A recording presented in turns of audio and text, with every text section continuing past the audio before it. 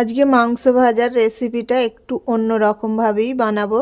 তো রেসিপিটা প্রথম থেকে শেষ পর্যন্ত দেখো, আশা করছি তোমাদের ভালো লাগবে। লবণ দেবো, হলুদের গুঁড়ো দেবো, আর দেবো মরিচের গুঁড়ো।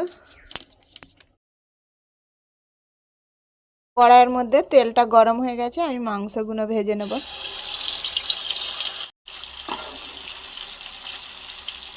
মাংস ভাজাটা রেডি হয়ে গেছে, তুলে নেব।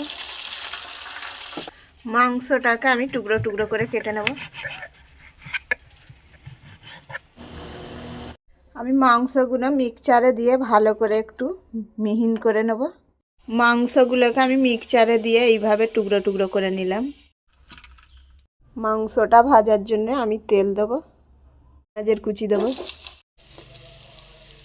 গরম মশলা দেবো,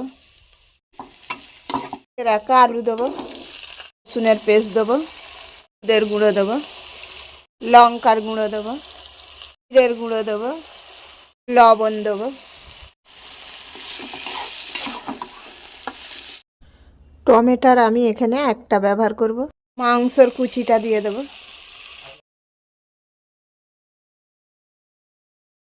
গোলমরিচের গুঁড়ো দিয়ে দেবো,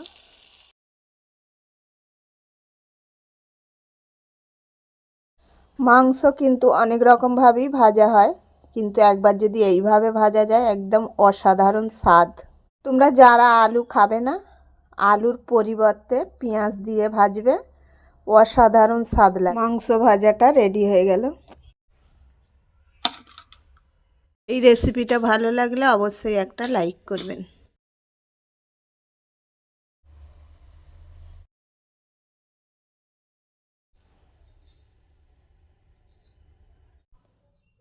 সেই স্বাদ।